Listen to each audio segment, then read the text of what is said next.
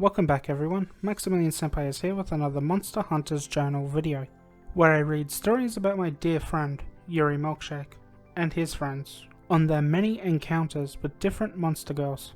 Now without further delay, let's get into the video. Monster type: Arachne/bug.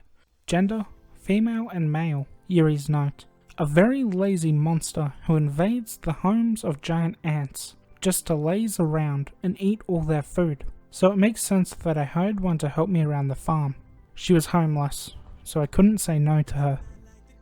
Yuri's point of view: about a week before I started this journal, an ant Arachne had come to my farm, looking for a job. I'd stupidly agreed to hire her. Ever since then, she'd done fuck all around the farm. I arrived in one of the fields to see that the ant Arachne, Millie, was just lying around on the ground, doing nothing. I thought she might have been sleeping. I approached Millie and kicked her side. Millie slowly opened her eyes, looking at me and frowning. "What?" Millie said. "Millie, if you're going to stay on the farm," I said, "then you'll have to do what I employed you to do."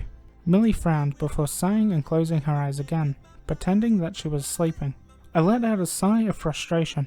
Millie was extremely lazy, and it had begun to annoy me and even AJ, who was extremely kind and loving and didn't get annoyed easily. I was fine doing everything for Millie to start with, but it just made me busier than I normally was, and it made Millie lazier and rely on me more. I stepped close to Millie, grabbing her shoulders and shaking her until she opened her eyes, frowning again. "Can I help you, Yuri?" Millie said, annoyed. "You're coming with me to help," I said. "Why?" Millie asked. "I'll kick you out of the farm if you don't," I said. Millie quickly got to her feet.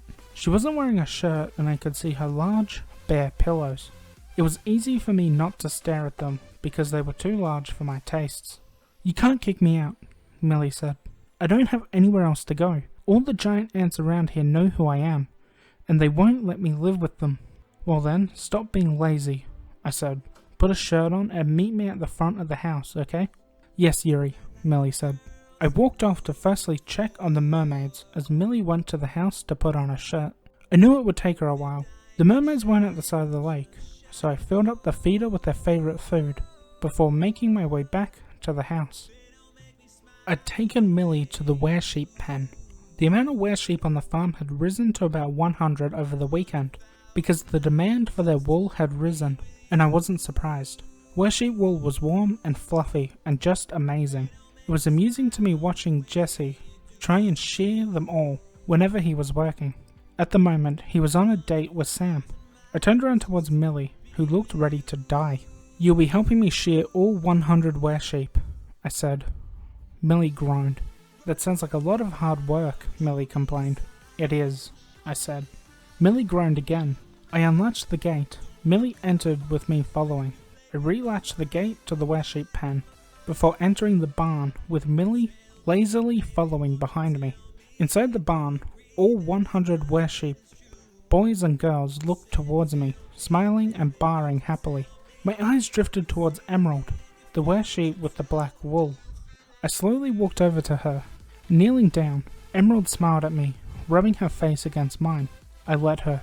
Were-sheeps were my favourite type of monster, and Emerald, being the rarest one, caught my eye when she was just a baby. Her mother died during childbirth and no one else wanted to take her in.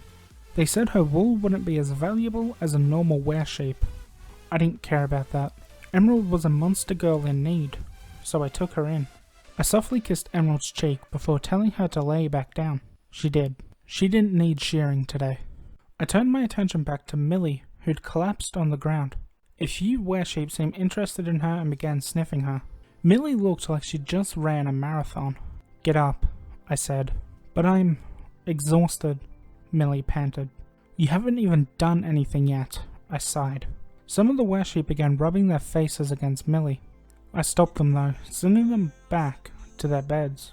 They all giggled but listened to me. "I've walked too much," Millie said. "You've walked too much," I repeated. "Yes," Millie said. I sighed. I walked to Millie's side, kneeling down next to her, softly touching her shoulder. "How about this?" I said. "You help me without taking a break, and I'll give you a treat." "What kind of treat?" Millie asked. I smiled slightly. "Anything you want." I said. Millie looked up at me, an evil and perverted smile on her face. I knew that I would come to regret what I've just said. Sounds good, Millie said. She jumped up to her feet. Show me what I have to do. Thanks for watching, Perv Army. If you liked the video, please like, subscribe, and turn on notifications. Don't feel like you have to though, only if you really enjoyed the content.